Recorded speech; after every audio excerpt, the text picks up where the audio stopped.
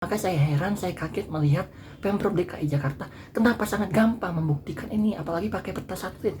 Dilihat, oh dari arah PT KCN nih, memangnya debu batubara yang dihasilkan oleh 8 PT lainnya nggak bisa terbang dan jatuh atau mengarah ke PT KCN, sehingga dari KCN mengarah ke Rusun Marunda. Maka saya bilang, perbuatan Dinas Lingkungan Hidup DKI Jakarta yang mencabut izin lingkungan PT KCN ini adalah sewenang-wenang, melawan logika hukum, melawan akal sehat. Makanya kenapa jelang berakhirnya masa jabatan Anies Baswedan justru izin dicabut? Jadi kelakuan anak buah Anies Baswedan ini sungguh memprihatinkan, sangat memilukan, sangat menyedihkan, karena dia tidak paham pembuktian peta satelit, karena dia nggak paham peta satelit nggak bisa dipakai dalam pembuktian.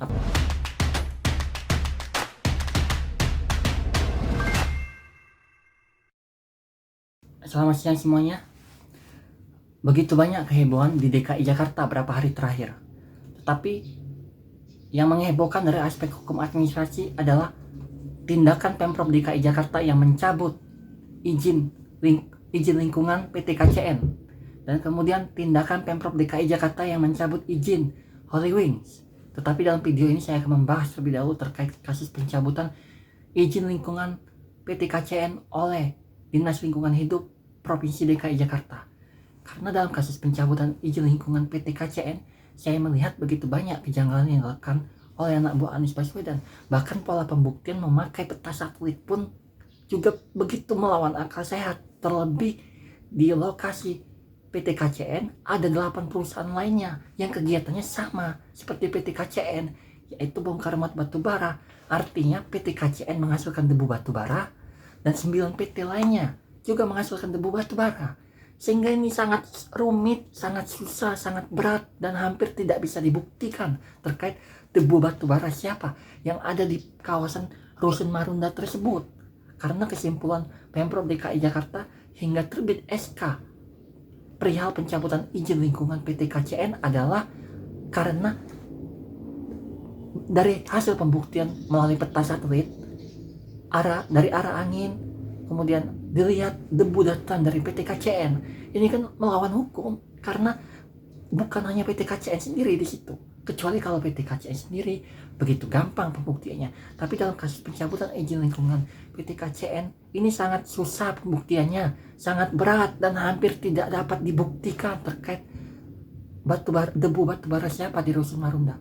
Saya akan kasih analogi betapa sangat berat pembuktian debu batu bara siapa yang bisa sampai ke Marunda, Rusun Marunda tersebut. Saya akan kasih contoh, saya akan kasih dengan analogi supaya mudah dipahami kenapa saya mengatakan kasus ini tidak bisa dibuktikan. Rumit. Pengelolaan Pelabuhan Marunda oleh KCN terbukti dapat berdampak pada pengurangan dwelling time dan berkontribusi pada poros maritim. Pelabuhan KCN Marunda baru mengoperasikan dermaga sepanjang 800 meter dari 5.350 meter persegi yang direncanakan. Pelabuhan KCN Marunda telah memberikan retribusi sebanyak 28 miliar rupiah untuk negara pada tahun 2018. Ada peternakan A. Pada peternakan A itu ada 50 ekor sapi. 40 diantaranya adalah sapi yang sudah menunjukkan gejala PKM, penyakit kuku dan mulut. Karena dari mulutnya ngiler terus. Jadi 40 ekor sapi itu ngiler terus. Sementara 10 ekor sapi lainnya di peternakan A ini sudah sakit, sudah penuh sariawan dan ngiler terus. Jadi di lidahnya udah penuh sariawan dan ngiler terus begitu banyak, nggak henti-henti. Itu peternakan A. Nah, tetapi di lokasi itu nggak hanya ada peternakan A, nggak ada 6 peternakan lain.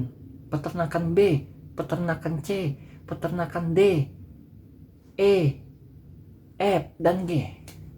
Jaraknya tidak jauh-jauh amat dengan peternakan A. Tidak terlalu dekat juga, sedang-sedang aja. Akan tetapi di 6 peternakan sapi lainnya itu ada total 600 ekor sapi. Dari total 600 ekor sapi, 200 diantaranya sapi sakit. Yaitu 200 ekor sapi tersebut lidahnya sudah penuh dengan sariawan dan ngiler terus. Artinya itu sapi sakit penyakit kuku dan mulut, PKM. Sama seperti 10 ekor sapi di peternakan A tadi. Nah, cuma masalahnya bagaimana cara membuktikan? Sehingga pertanyaannya adalah bagaimana cara membuktikan bahwa 10 ekor sapi di peternakan A teh sakitnya karena tertular dari rekan sesama sapinya yang ada di peternakan A, yaitu 40 ekor sapi yang baru hanya gejala aja karena baru ngiler, atau justru 10 ekor sapi di peternakan A ini mendapat sakit penyakit kuku dan mulut dari 200 ekor sapi yang ada di 6 peternakan lainnya. Bagaimana cara pembuktiannya? Karena di sini sama-sama sapi, dan sapi yang sakit di peternakan A dan 6 lainnya sama-sama terkait penyakit kuku dan mulut, yang di sini bedanya baru gejala PKM, yang di situ 6 peternakan lainnya 200 ekor sudah sakit beneran. Jadi bagaimana cara pembuktiannya? Sangat berat ya. Jadi inilah gambaran betapa sangat sulitnya membuktikan debu batu bara.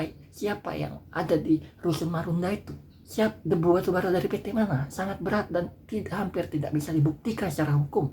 Apalagi peta satelit, nggak bisa itu dipakai ya. Proses investigasi 2018.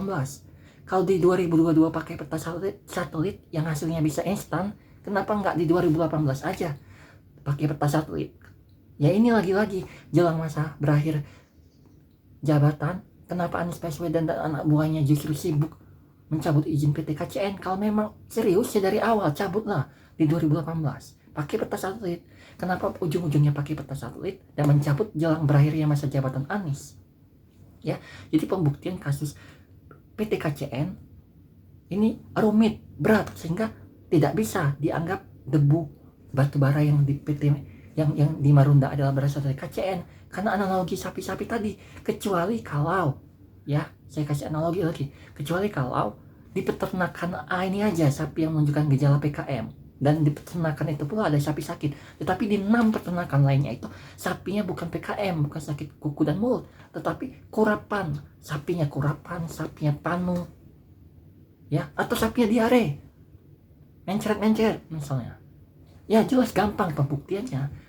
Berarti sangat patut diduga 10 ekor sapi di peternakan A ini sakit dari sesama rekan sapinya yang juga berasal dari peternakan A. Tetapi masalahnya dalam kasus ini, di sekitar PT KCN ada 8 PT lain yang kegiatan sama seperti PT KCN, yaitu sama-sama bongkar muat batu bara, sehingga dengan demikian sama-sama menghasilkan debu batu bara. Bisa terbang semua itu debu batu bara. Karena kalau ikuti logika Pemprov DKI Jakarta yang hanya mencabut izin PT KCN, ya pertanyaan saya, memangnya debu batu bara yang dihasilkan oleh 8 PT lainnya itu nggak bisa diterbangkan oleh angin? Memangnya hanya debu batubara PT KCN aja yang bisa diterbangkan oleh angin? Ini kan melawan akal sehat. Terlebih pembuktian pakai peta satelit. Dilihat dari mana? Oh ternyata dari PT KCN. Loh, memangnya debu dari 8 perusahaan lain itu nggak bisa terbang dan mengarah ke PT KCN, sehingga dari PT KCN mengarah ke Rusun Marunda. Jadi pembuktian ini sangat berat. Hampir tidak bisa dibuktikan apabila di dalam satu lokasi ada 9 perusahaan yang kegiatan usahanya sama, yaitu bongkar muat batu bara. Kecuali kalau hanya PT KCN sendiri, kecuali kalau PT KCN sendiri yang kegiatan bongkar muat batu bara, dan sedangkan yang lainnya bongkar muat batu bata atau batu sungai, otomatis gampang pembuktiannya debu siapa yang sampai di Rusun Marunda. Tapi kan nyatanya nggak gitu. Pemerintah Pemprov DKI Jakarta akhirnya merespon keluhan warga Rusunawa Marunda, Jakarta Utara terkait polusi debu batubara. Dari hasil evakuasi oleh Dinas Lingkungan Hidup, ditemukan polusi abu batubara berasal dari PT Karya Citra Nusantara atau KCN.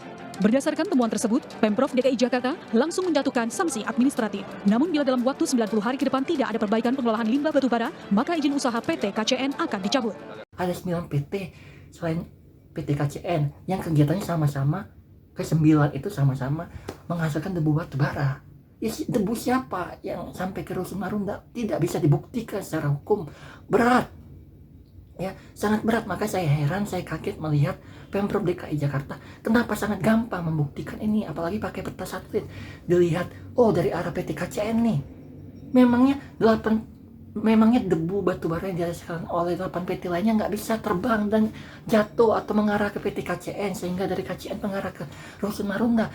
Maka saya bilang perbuatan Dinas Lingkungan Hidup DKI Jakarta yang mencabut izin lingkungan PT KCN ini adalah sewenang-wenang, melawan logika hukum, melawan akal sehat. Makanya kenapa jelang berakhirnya masa jabatan Anies Baswedan justru izin dicabut? Jadi kelakuan anak buah Anies Baswedan ini sungguh memprihatinkan, sangat memilukan, sangat menyedihkan, karena dia tidak paham pembuktian peta satelit, karena dia nggak paham peta satelit nggak bisa dipakai dalam pembuktian apabila di dalam satu lokasi ada 9 PT yang sama-sama menghasilkan debu batu bara, sehingga nggak diketahui debu batu bara yang sampai di Rusun Marunda itu dari PT mana. Anak buah Anies Baswedan benar-benar memalukan jelang berakhirnya masa jabatan Anies Baswedan.